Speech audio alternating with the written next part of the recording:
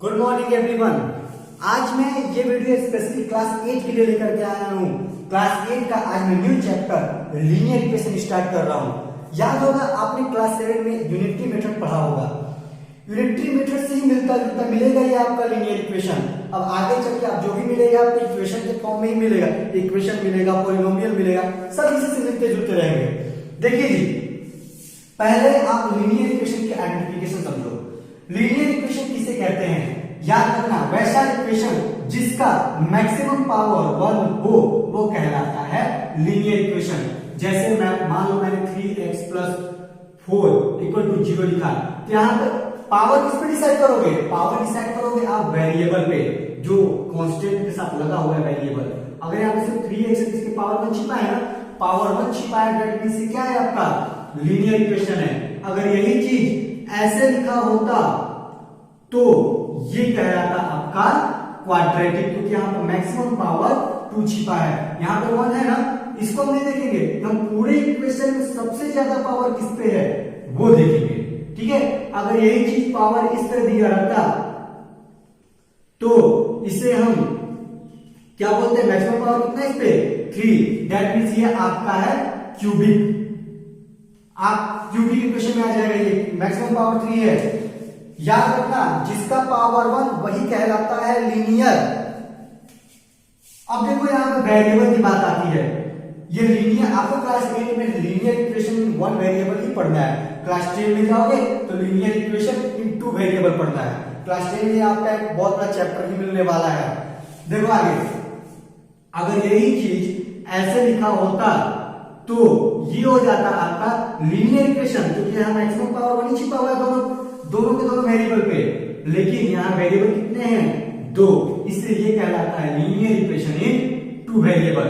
आई बात समझ में? और अगर यही चीज इस तरह लिखा रहता तो ये आपका हो जाता क्वाड्रेटिक इक्वेशन इन 2 वेरिएबल। आई बात समझ में? ये चीज अगर ऐसे लिखा रहता तो ये कहलाता आपका ओनली क्वाड्रेटिक इक्वेशन, क्योंकि यहां पर मैक्सिमम पावर 2 है। याद रखिएगा, जिसका पावर 1 वो लीनियर, जिसका पावर 2 वो क्वाड्रेटिक, जिसका पावर 3 वो क्यूबिक, जिसका पावर 4 वो बाइक्वाड्रेटिक। कौन सा? पूरे इक्वेशन में कहीं भी अगर मैक्सिमम पावर जो रहेगा वही उसके वैल्यू को डिसाइड करेगा, वही उसकी इक्वेशन के नेम को डिसाइड करेगा। आई बात समझ में? जैसे अगर ये ऐसा भी लिखा रहता 4 + 5x - 3 = 0, तो भी आपका लीनियर इक्वेशन इन 1 वेरिएबल ही है, क्योंकि यहाँ पे वेरिएबल सिर्फ एक है और इस वेरिएबल का ही पावर डिसाइड करता है। इस चीज को आप अपने माइंड में रखना। आई बात समझ में? अगर कंफ्यूजन होगा तो मुझे कमेंट बॉक्स में कमेंट करके बताना, मैं फिर से समझा दूंगा। याद रखना बस एक चीज, आपका वेरिएबल का पावर ही डिसाइड करता है कि वो कौन सा इक्वेशन है। अगर वेरिएबल का पावर 1 तो लीनियर, वेरिएबल का पावर 2 तो क्वाड्रेटिक, वेरिएबल का पावर 3 तो क्यूबिक, वेरिएबल का पावर 4 तो बाइक्वाड्रेटिक। याद रखिएगा इस चीज को आप लोग। आते हैं डायरेक्ट क्वेश्चन पे। आपको बहुत इजी क्वेश्चन मिलेंगे इसमें बनाने के लिए। यूनिटरी मेथड से रिलेटेड सारे क्वेश्चंस हैं, जहां की आपका वैल्यू निकालना होता था, जो आप एक्स वाई जो भी मानते थे उसी का वैल्यू निकालते थे ना। यहाँ पर डायरेक्ट इक्वेशन में ही दे दिया है। देखिए आपका पहला क्वेश्चन, मैं पहले ही टॉप का क्वेश्चन टाइप वाइज लिख लिया हूं, हर टाइप का एक क्वेश्चन लिख लिया हूं और इन्हीं टाइप के सारे क्वेश्चन बनेंगे। तो पहला से स्टार्ट करता हूं। पहला है आपका 8x + 3 = 27 + 2x। इतना तो आपको पता है ना, कोई भी इक्वेशन सोल्व करते हैं तो वेरिएबल वाले को एक साइड और कांस्टेंट वाले को एक साइड। तो यहाँ पे आपका 8x है, यहाँ पे आपका +2x है ना, उसको इस साइड भेजेंगे तो प्लस से -2x बन जाएगा ये। याद रखिएगा, प्लस से जब भी हम इक्वल इधर उधर करते हैं ना, अगर इधर गुना है इधर जाकर भाग करेगा, इधर प्लस इधर जाकर माइनस करेगा, इधर भाग है इधर जाकर गुना करेगा, इधर माइनस है इधर जाके प्लस करेगा। इस चीज को याद रखिएगा, इसका वर्क प्रोसेस चेंज हो जाता है। तो इधर +2x था, इधर आकर -2x हो गया। अब ये 27 अपने प्लेस पे रहेगा इसी साइड, और 3 उधर जाकर क्या हो जाएगा? -3। तो 8 में से 2 गया 6, और वेरिएबल क्या लगा है? x, और 27 में से 3 गया कितना बचा? 24। बोले थे ना इधर मल्टीप्लाई इधर जाके क्या करेगा? डिवाइड, यानी 24/6 कट गया ये 4 टाइम, यानी x का वैल्यू आ गया आपका 4। आज बात समझ में, कुछ नहीं करना है, वेरिएबल को एक साथ कांस्टेंट को एक साथ करके सॉल्व कर देना है, बस आप लोग साइन का ध्यान रखना जो इधर उधर जाकर बदलता है। ओके, आते हैं नेक्स्ट क्वेश्चन पे। नेक्स्ट क्वेश्चन मैंने ले लिया आपका क्वेश्चन नंबर 6। देखिए क्वेश्चन नंबर 6 क्या है, 3x plus 2/3 3x plus 2/3 equal to 2x plus 1 2x plus 1। ठीक है, तो ऐसे क्वेश्चन देखो सबके इसमें नीचे आ गया है, डिनोमिनेटर आ गया ना, तो सबके नीचे आप डिनोमिनेटर पहले ले लो। ठीक है, तो डिनोमिनेटर वाला काम तो मेरा पहले ही स्टार्ट होगा जी। यहाँ 3 का एलसीएम लोगे 1 और 3 का 3 होगा, तो 1 3 का 3 तो 3 का मल्टीप्लाई करोगे 3x में कितना हो जाएगा 9x होगा, प्लस ये 3 1 3 तो 2 ही रह जाएगा, इक्वल टू 2x plus 1। यहाँ लो या ना लो कोई फर्क नहीं पड़ने वाला, इसलिए 9 देते हैं। अब क्या करते हैं, इसको क्रॉस मल्टीप्लाई करते हैं ना जी, ये वाला चीज इधर डिवाइड करोगे उधर मल्टीप्लाई होगा ना, तो मल्टीप्लाई होगा पूरे में मल्टीप्लाई होगा, याद रखना जब भी होगा तो पूरे में ही मल्टीप्लाई होता है, डिवाइड में करेगा तो पूरे में ही डिवाइड करेगा। ठीक है, तो 9x plus 2 इक्वल टू 3 को उधर भेज दीजिए, 3 यहाँ पे आया, क्या बन गया 2x plus 1। तो 9x plus 2 इक्वल टू 3 का मल्टीप्लाई 2 में तो 6x, 3 का मल्टीप्लाई 1 में तो 3। अब इधर उधर कर देते वेरिएबल एक साथ कांस्टेंट एक साथ, 9x था उधर 6x था, इधर आके -6 होगा x होगा क्योंकि आप प्लस 6x था, इधर आके -6x, इधर प्लस दिए तो उधर जाके -2, तो 9x में से 6x गया, यानी 9 में से 6 गया, तो वेरिएबल आपका x इधर बच गया 1। x का वैल्यू कितना आया जी 1/3। यही होगा आपका आंसर। यहाँ लीनियर इक्वेशन में आपको x का या फिर जो भी दिया हो, जो भी वेरिएबल दिया हो उसका वैल्यू ही फाइंड करना है आपको। ठीक है, आते हैं नेक्स्ट क्वेश्चन नंबर, मैंने 10 लिया है, 10 को देखते हैं। आप देख लेना एक भी टाइप अलग नहीं मिलेगा, सब कहीं ना कहीं एक टाइप से बन ही जाएंगे। नेक्स्ट है आपका क्वेश्चन नंबर 10। क्वेश्चन नंबर 10 देखिए जी क्या है, 3t minus 2 by 4 minus 2t plus 3 by 3 equal to 2/3 minus 3। बहुत इजी है, देखो क्या करोगे आप, बस इसका एलसीएम लो डायरेक्ट, 3 4 जा 12। ठीक है, तो 3 का मल्टीप्लाई इसके पूरे में ना होगा जी, तो 3 into 3t minus 2 माइनस, और ये 4 3 4 तो 4 का मल्टीप्लाई इस पूरे में ना होगा, -4 into 2t plus 3। ठीक है, इक्वल टू इधर क्या होगा जी, इधर यहाँ पे डिनोमिनेटर 1 छिपा है ना, यहाँ से एलसीएम लोगे तो 3 होगा, 3 1 या 3 तो 2, अब माइनस कितना हो जाएगा 3t।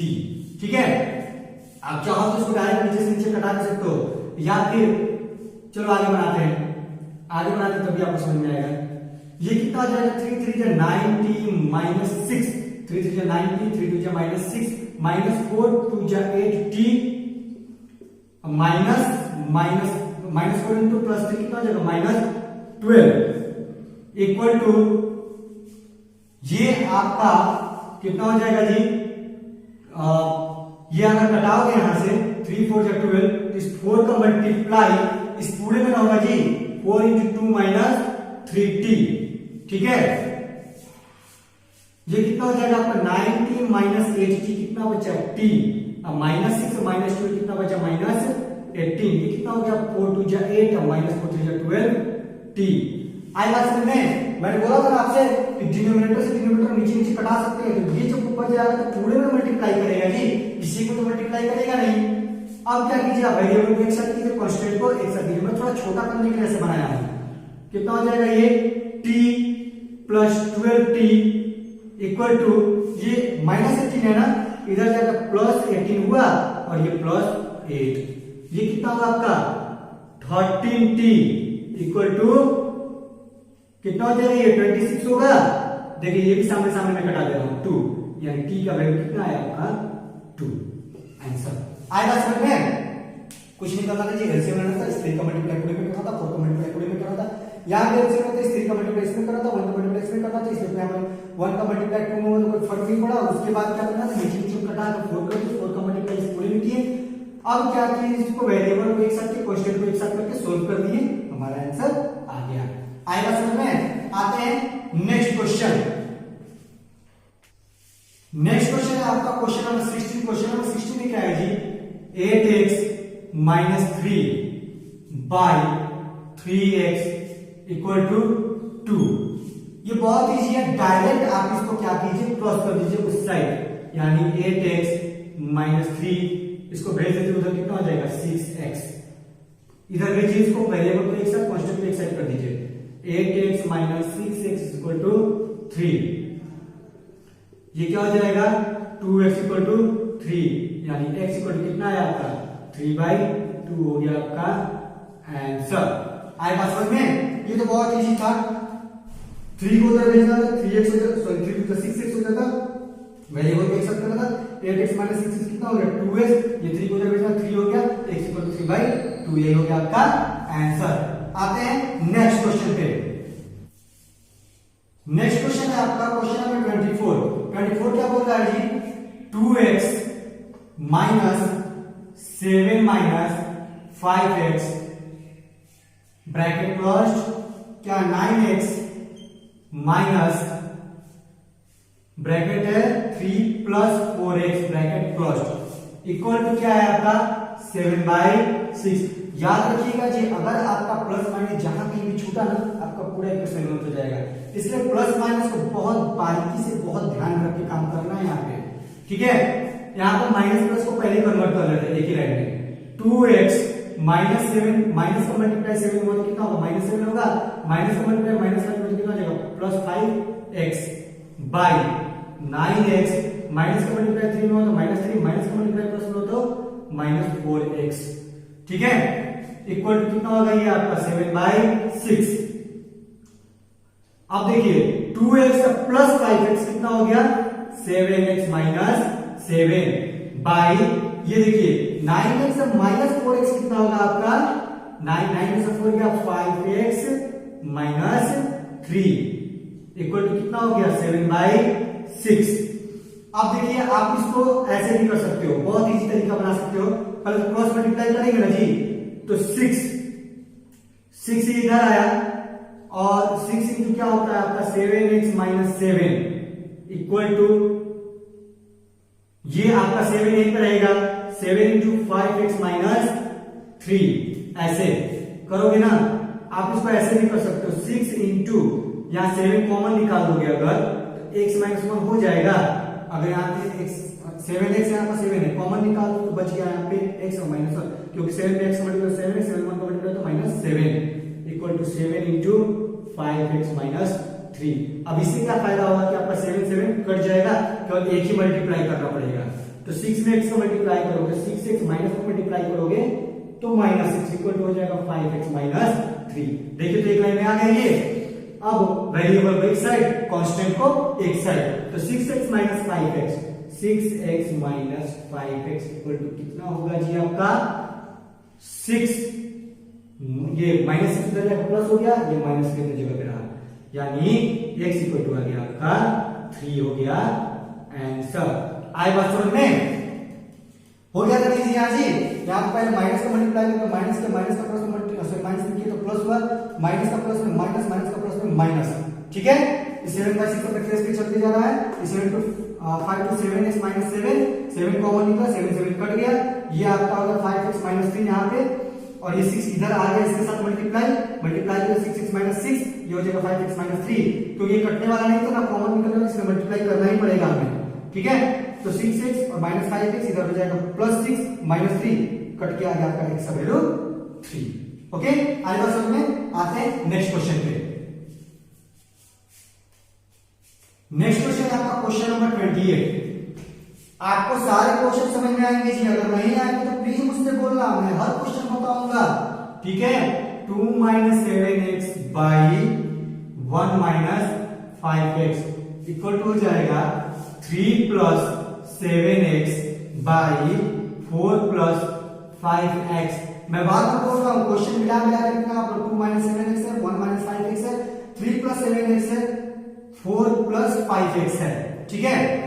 ये सारी चीजों को आप बिल्कुल मिला के रखना जी, अदरवाइज बहुत दोबारा नहीं करना पड़ सकता है आप लोगों को। अब यहाँ पर डायरेक्ट क्रॉस मल्टीप्लाई करो, डायरेक्ट क्रॉस मल्टीप्लाई से करो, कहीं कुछ कटने वाला नहीं, कहीं कुछ कॉमन निकलने वाला नहीं है। क्या होगा ये 2 - 7x का मल्टीप्लाई होगा आपका 4 + 5x से इक्वल टू 3 + 7x का मल्टीप्लाई होगा आपका 1 - 5x से। ठीक है, अब अलग अलग कर देते हैं। 2 का मल्टीप्लाई 4 + 5x से और -7 का मल्टीप्लाई भी 4 + 5x से तोड़ते हैं ना, पहले 2 के साथ फिर माइनस वाला, ये देखो -7x है, बोलते हैं ध्यान में रखना है, छूट जाएगा तो सब गड़बड़ हो जाएगा।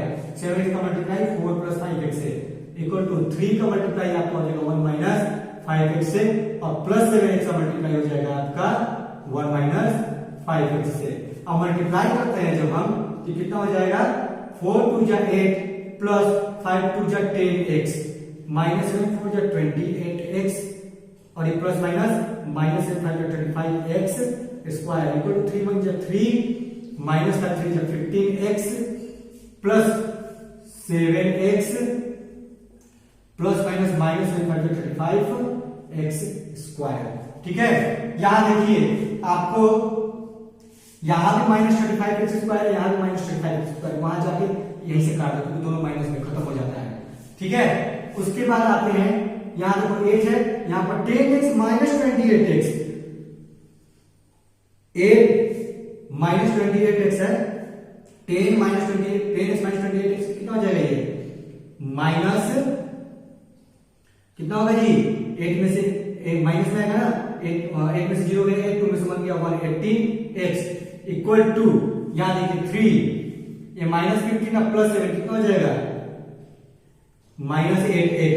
अब क्या कीजिए वेरिएबल को एक साथ कांस्टेंट को एक साथ, वेरिएबल आपका -18 है, ये इधर आएगा तो +8 हो जाएगा 8x - 18x, ये माइनस था ना, इधर आकर प्लस हो गया, ये माइनस अपनी जगह पे आ गया और ये हो जाएगा 3 और -8, ये प्लस हो जाएगा माइनस, यानी ये आपका हो जाएगा -10 से 8 - 18 -10 होगा ना इक्वल टू 3 - 8 - 5 माइनस माइनस यहीं से कट जा रहा है जी, x इक्वल टू 5/10 होगा, यानी कट के कितना हो गया 1/2 आपका हो गया आंसर।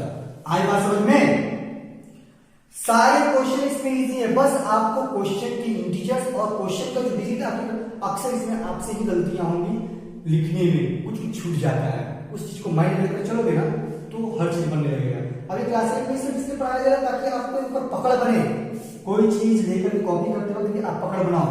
लिखने में बहुत कुछ छूटता है, वो देखना है, प्लस माइनस का कंफ्यूजन ना हो वो देखना है, हमें हर चीज को बारीकी से लेना है। ठीक है, बस दिमाग अपना थोड़ा देर वहीं पे रख करके बनाओगे ना, एक दो क्वेश्चन जहां बना के आपका तीसरा चौथा अपने आप बनना शुरू हो जाएगा। आई बस में डायरेक्ट क्रॉस मल्टीप्लाई को मल्टीप्लाई करने के बाद ये देखो -35 और -35 ऐसे खत्म कर देते हैं, इक्वल किधर उधर है तो, क्योंकि इक्वल उधर थोड़ा सा माइनस में 0 हो ही जाएगा, इसमें पहले खत्म कर देते हैं। उसके बाद इजी हो गया हमारा, इसको सोल्व करिए तो और इजी हो गया, एक लाइन में सोल्व कर दिए।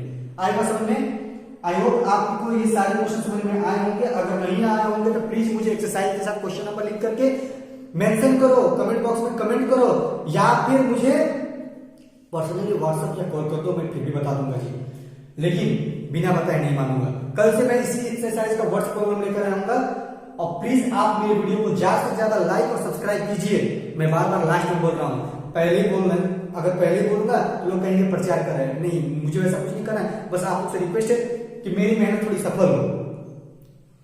So thank you, have a nice day and please be safe.